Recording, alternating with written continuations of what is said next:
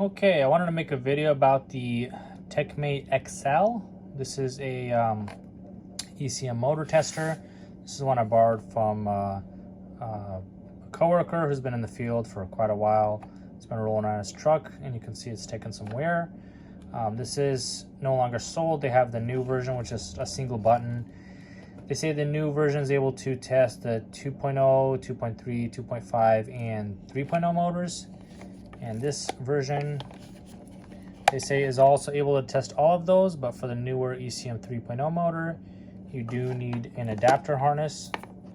So actually, he didn't have an adapter harness, but I was able to scrounge it up from all the pieces I kept, all the motors I replaced, kept this extra harness.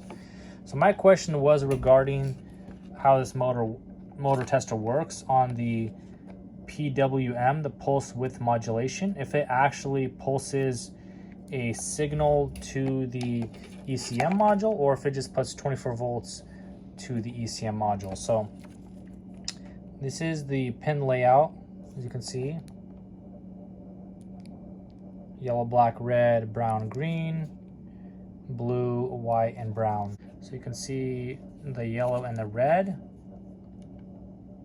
don't get connected to anything. You can see those pins are empty. Blue and green, they do get connected through. They're connected to black and brown. Yeah, black and brown. So these two wires, this is actually on the motor right here. I believe this is common and RX. So C and RX, these are two of the wires that this connects to. So it's currently got 24 volts power. We've got 27.37 volts. And checking these two terminals, I'll come in the back here.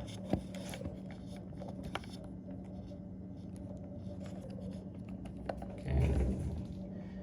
Well, we've got 2.4 volts and none of the switches are on.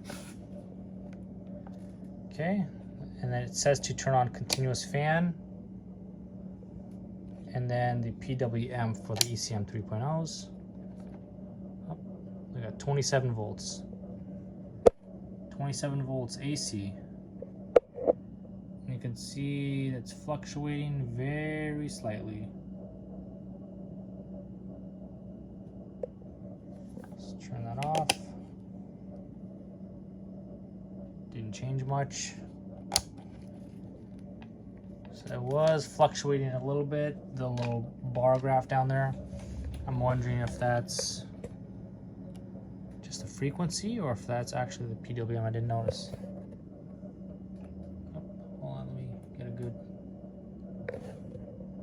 It's doing the same thing directly off the transformer. So I'm guessing what's in here is just a bunch of switches. So let's pull these screws out and let's see what's inside. See, just a control board, and these are the 4 switches holding it in place. Should probably turn off power. So there's really nothing special to it. This is the wire that's going out to there. 24 volts coming in right here. 2 switches, 4 switches here. The other parts here, there's globs of solder over here. That's for the light. There's a resistor, the light, and something else. So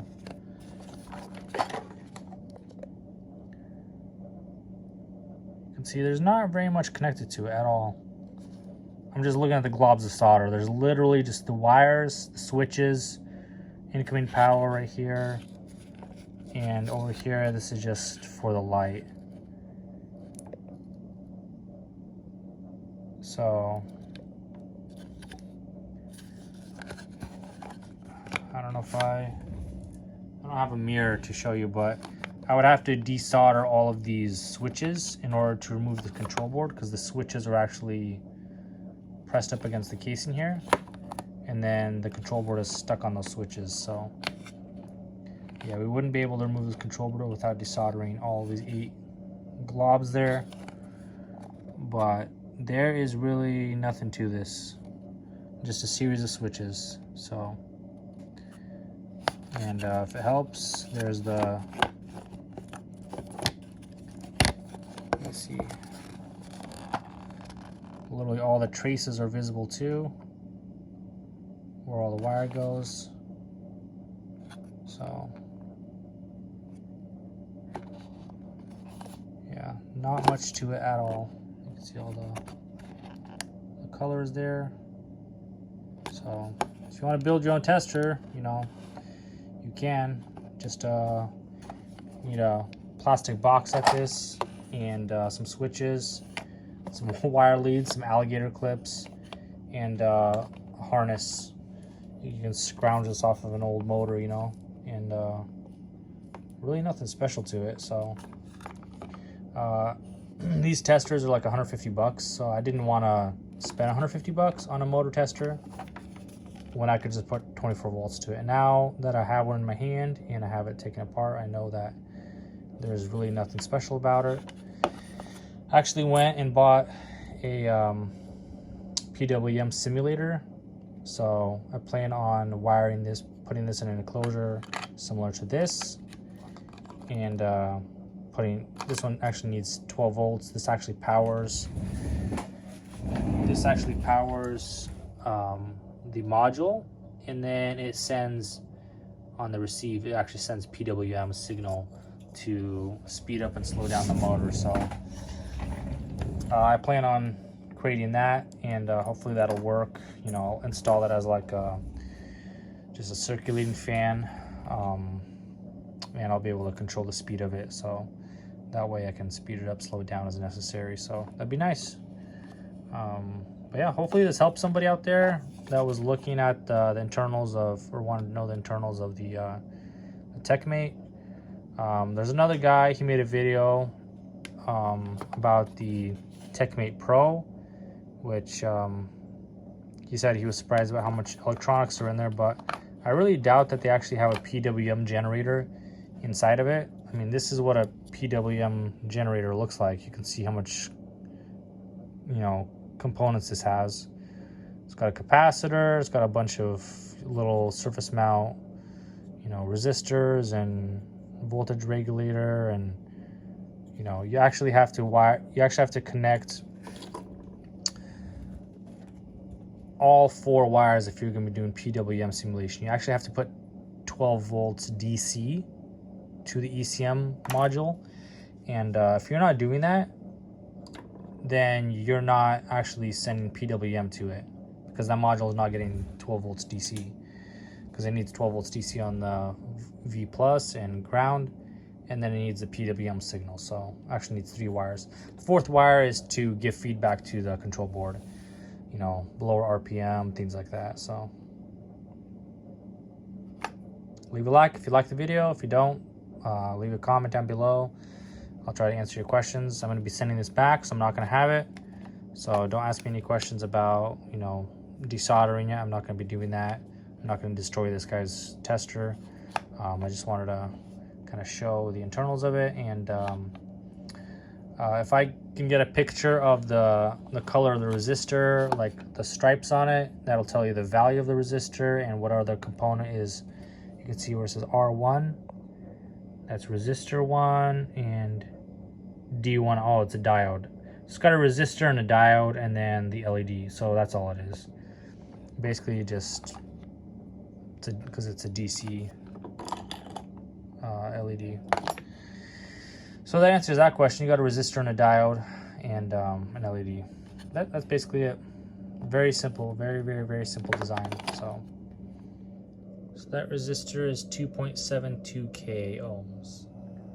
Okay, so I have an ECM 3.0 motor with it's currently got 120. You can see through this harness I made, and ground's not connected, but I don't think that matters. And then we have the module with the adapter connected here. This has 24 volts power. Let's go ahead and turn this on.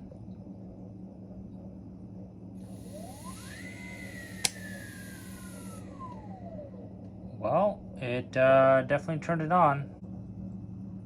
Okay, and I have my DIY tester connected, and you can see there's just those two on the right are empty. So this is the C and RX terminals. Doesn't matter the color, I just happen to have those. And I have it wired in series with this toggle switch. I have 24 volts applied here, which if you follow it up, you can see it goes directly to this contactor, which is sucked in, and it goes through this fuse, through this switch here. Well, the switch controls the 120, but 24 volt transformer right there, 24 volt, 35 volt amps. So let's go ahead and flip the switch on.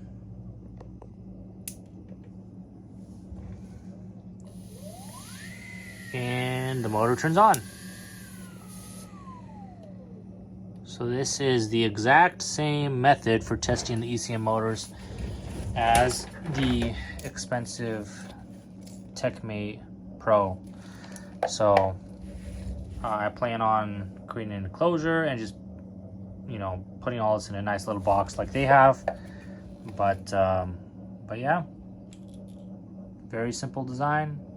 And they made it so it's very easy to test these motors. You don't have to have a PWM generator. You know, you don't have to bother with that. You just put 24 volts to the C and RX terminals and the motor will work. Or it won't because the module's failed, you know, either one. So that'll answer your question. When you're out in the field, is the module bad or is it the control board? Put 24 volts to the module on C and RX. If the motor turns on, the control board's bad. Carrier also does have an ECM motor simulator, which you connect to the board. You put the board into a self-test mode, self-check mode, and it tells you if the control board is good, because it'll communicate with this little module and it'll send a signal back to the control board. If the control board fails with that module connected, then you got a bad board.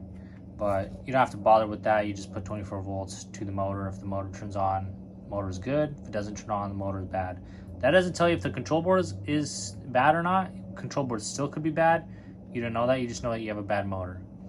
So, but chances are that having a bad motor and a bad control board, same visit, probably very low, unless you have a power surge. So, might be worth it to get that tester, you know, if you really want to, for carrier units. But yeah, easy peasy.